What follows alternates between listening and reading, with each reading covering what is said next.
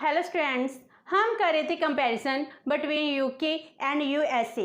Last session में हमने इन दोनों की जो कैबिनेट है इसका कंपैरिजन किया एंड आज हम इस सेशन में करेंगे comparison between house of Commons and House of representatives.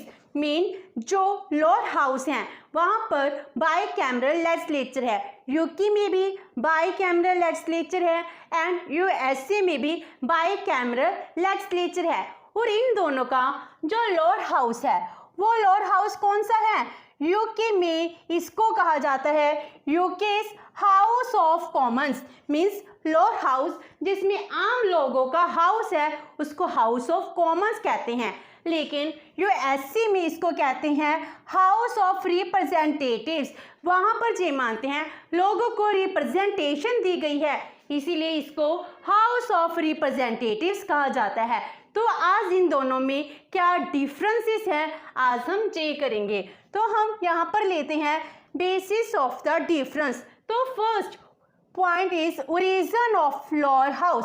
जो इनका लोअर हाउस है इसका ओरिजिन कैसे होता है? यूके में सब कुछ इवॉल्व है, इन्होंने कुछ भी इनैक्ट नहीं किया था, इनका कॉन्स्टिट्यूशन भी इवॉल्व कॉन्स्टिट्यूशन है, इसीलिए जो लोअर हाउस है वो भी क्या होगा? इवॉल्व ही होगा। So it is the result of evolution. Means time के साथ सर्कमस्टेंसेस के साथ बना है। तो पहले 1215 में एक मीटिंग होती है जिसमें किंग कॉमनर्स हैं इनको भी इनवाइट करते हैं। मीनिंग आम लोग फर्स्ट टाइम 1250 में पार्टिसिपेट करते हैं और 1215 के बाद क्या होता है?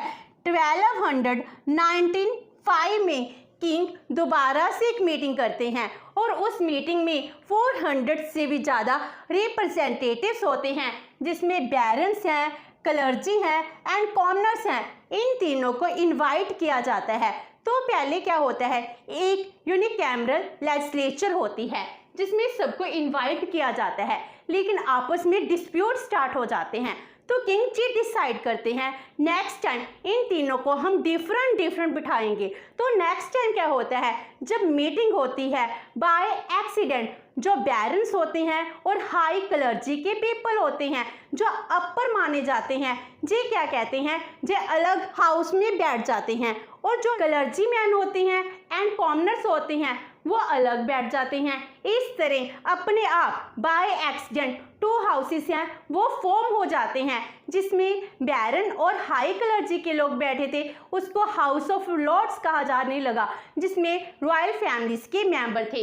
इस तरह बाय एक्सीडेंट टाइम के साथ 2 हाउसेस हैं वो ओरिजिन में आते हैं जिसमें हाउस ऑफ कॉमन में जो लोअर क्लर्जीज एंड कॉमनर्स हैं वो इंक्लूड हो जाते हैं। लेकिन यूएसए में क्या है? It is the product of the constitution. वहाँ का आर्टिकल 1 है। आर्टिकल 1 लेजिस्लेचर को डिफाइन करता है, इसके 2 हाउसेस हैं इनको कैसे फॉर्म किया जाएगा। तो लेजिस्लेचर से साथ रिलेटेड तो जो हाउस ऑफ रिप्रेजेंटेटिव है जो लेजिस्लेटिव बॉडी है, तो इस तरह इसको कॉन्स्टिट्यूशन में डिफाइन किया गया है, इसके थ्रू ही बनाया गया है। Number 2 size of the house. जो हाउस है इसका साइज कितना है? जो यूके में आज के टाइम पार्लियामेंट चल रही है 58th पार्लियामेंट, इसमें 650 मेंबर्स हैं, लेकिन यूएसए में क्या है? 1965 से इसको फिक्स कर दिया गया है 435 मेंबर्स। तो पहले भी 435 मेंबर्स थे, लेकिन इन बिटवीन कुछ मेंबर्स इंक्रीज किए जाते हैं, लेकिन 1965 से जे फिर रिड्यूस कर 435 कर दिए जाते हैं। तो इस तरह इसका साइज बहुत ही ज़्यादा कम है, जबकि यूएसए में पॉपुलेशन 33 करोड़ से भी ज़्यादा है। Number 3 tenure. इनके टाइम पीरियड में कितना डिफरेंस है? जो हाउस ऑफ कॉमन्स है इसका टाइम पीरियड फिक्स किया गया है 5 ईयर्स के लिए, लेकिन अगर राजा चाहे तो इसको इससे पहले भी डिसमिस कर सकता है। मीनिंग जो लेजिस्लेचर का लोअर हाउस है, हाउस ऑफ कॉमन्स है, इसको डिसॉल्व किया जा सकता है on the recommendation of prime minister. So king can dissolve before the expiry of the tenure, जो 5 ईयर्स के लिए है। लेकिन यूएसए में ऐसा कुछ भी नहीं है।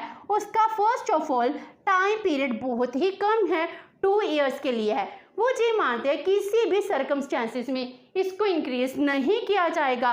वो यही मानते हैं कि अगर टाइम पीरियड ज़्यादा होगा तो मेंबर्स रिस्पॉन्सिबल नहीं बन पाएंगे, इसीलिए 2 ईयर्स का टाइम पीरियड रखा गया है और इसको किसी भी सर्कमस्टेंसेस में टाइम पीरियड पूरा होने से पहले डिसॉल्व नहीं किया जा सकता। Next is qualifications of the members of the house. जो मेंबर्स ऑफ द हाउस है इसकी क्या क्या क्वालिफिकेशंस होती हैं। अगर कोई मेंबर हाउस ऑफ कॉमन्स का मेंबर बनना चाहता है तो यूनाइटेड किंगडम में यही प्रोविज़न है कि वो यूके का सिटीज़न होना चाहिए एंड उसकी मिनिमम एज कितनी होनी चाहिए, 21 ईयर्स होनी चाहिए। तो इस तरह उसकी कंडीशंस हैं। लेकिन यूएसए में कंडीशंस क्या हैं, सिटीज़न ऑफ अमेरिका होना चाहिए फॉर लास्ट 7 ईयर्स, पिछले 7 सालों में वो अमेरिका का सिटीज़न होना चाहिए और उसकी मिनिमम एज 25 ईयर्स होनी चाहिए। अमेरिका में यूएसए ऑफ रिप्रेजेंटेटिव है, इसमें इंडियंस को भी रिप्रेजेंटेशन मिली हुई है। इस तरह वहाँ पर लास्ट 7 ईयर्स का क्राइटेरिया है कि जो अमेरिका का सिटीज़न है। Next is session commencement. जो हाउसेस है इसका सेशन है कब कन्वीन किया जाता है और कौन कन्वीन करता है। इसके लिए यूके में ये प्रोविजन है, जो वहाँ का लीडर है, प्राइम मिनिस्टर है, वो ही डेट फिक्स करता है कि सेशन को कब कन्वीन करना है एंड कब प्रीरिव्यू करना है। एंड इसके ऑपोजिट यूएसए में सब कुछ कॉन्स्टिट्यूशन के अकॉर्डिंग डिफाइन किया गया है। इसमें इलेक्शन की डेट्स भी डिफाइन की गई हैं एंड जब सेशन स्टार्ट होगा इसकी डेट भी डिफाइन की गई है। तो ये होता है start from 3rd Jan of every year, हर साल 3rd जैन को ये स्टार्ट हो जाता है। Next is laws passed by it. जो हाउस ऑफ कॉमन्स हैं एंड हाउस ऑफ रिप्रेजेंटेटिव्स हैं, इनके द्वारा जो लॉ पास किए जाते हैं, क्या ये फाइनल होते हैं, सुप्रीम होते हैं या नहीं होते हैं। यूके में जो पार्लियामेंट्री फॉर्म ऑफ गवर्नमेंट है वहाँ पर पार्लियामेंट ही सुप्रीम होती है एंड हाउस ऑफ कॉमन्स क्या है, पार्लियामेंट का लोअर हाउस है। एंड इसीलिए यूके में जो भी हाउस ऑफ कॉमन्स के पास लॉ होते हैं वो सुप्रीम लॉ होते हैं। वहाँ पर तो कॉन्स्टिट्यूशन भी रिटन नहीं है, इसीलिए वहाँ पर ऑर्डिनरी एंड कॉन्स्टिट्यूशनल लॉस हैं, इनमें भी कोई डिफरेंस नहीं है। ऑल्दो ऑर्डिनरी लॉ है चाहे कॉन्स्टिट्यूशनल लॉ है, ये दोनों सेम थिंग ही होती है। तो जो भी लॉ इनके द्वारा पास किए जाते हैं वो सबसे ज़्यादा सुप्रीम होते हैं। इनफैक्ट इनके द्वारा पास किए गए लॉ को कॉन्स्टिट्यूशन ही माना जाता है। लेकिन इसके ऑपोजिट यूएसए में रिटन कॉन्स्टिट्यूशन है, जिस वजह से वहाँ पर जो कॉन्स्टिट्यूशन लॉ है इसमें कांग्रेस है इसलिए चेंज नहीं कर सकती है। इसके लिए जो स्टेट्स हैं स्टेट्स की भी अप्रूवल चाहिए। अगर वो रेटिफाई करते हैं आफ्टर दैट अमेंडमेंट हो सकती है। तो रिटन कॉन्स्टिट्यूशन होने की वजह से वहाँ पर ordinary laws and constitutional laws prevail करते हैं, इनका डिफरेंस भी बहुत ज़्यादा है। इसलिए जो कांग्रेस है, कांग्रेस के पास इतनी पावर्स नहीं है जितनी पार्लियामेंट के पास पावर्स हैं। Next is subjects of the legislation.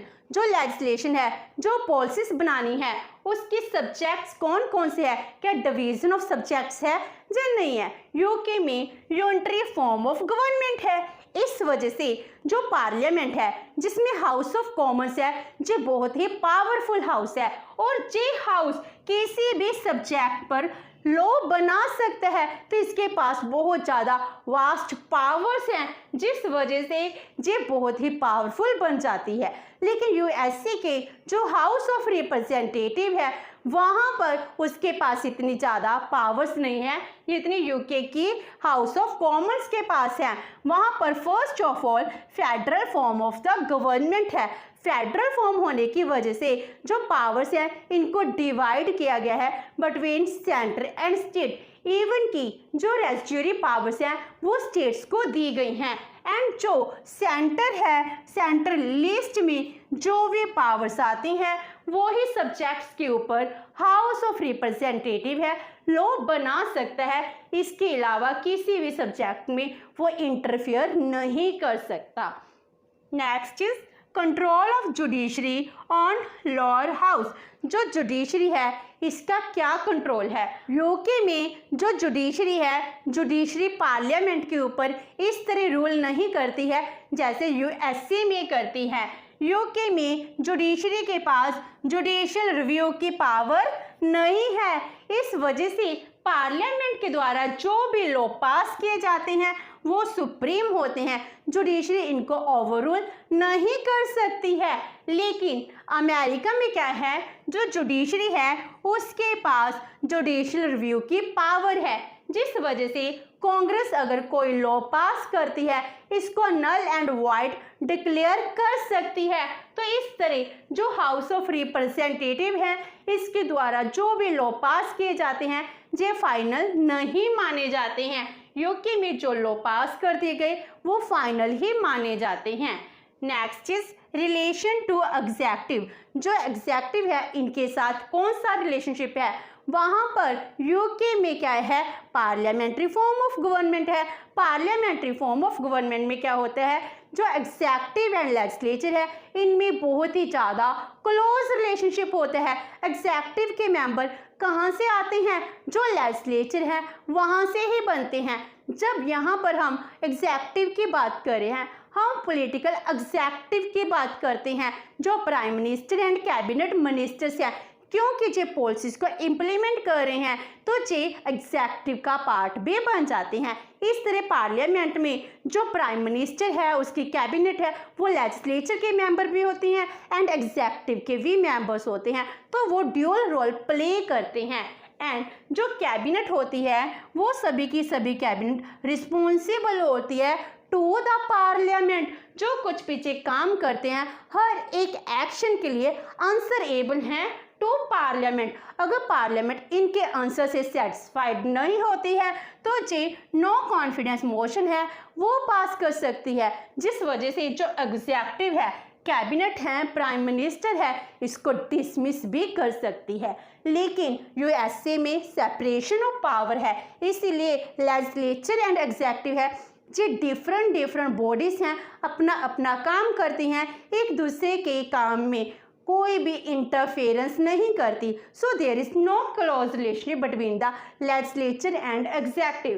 And जो लेजिस्लेचर है उसका एग्जेक्टिव के ऊपर कंट्रोल ही नहीं है, वहाँ पर प्रेसिडेंशियल फॉर्म ऑफ गवर्नमेंट है एंड जो प्रेसिडेंट है वो इसका हेड होता है। जो एग्जेक्टिव हेड प्रेसिडेंट है उसके ऊपर कांग्रेस है लिमिटेशन इम्पोज नहीं कर सकती है, इसीलिए जो वे पावर्स हैं वो प्रेसिडेंट को दी गई हैं तो प्रेसिडेंट खुद यूज़ करता है। वो अपने किसी भी एक्शन के लिए कांग्रेस को, हाउस ऑफ रिप्रेजेंटेटिव को आंसरेबल नहीं होता है।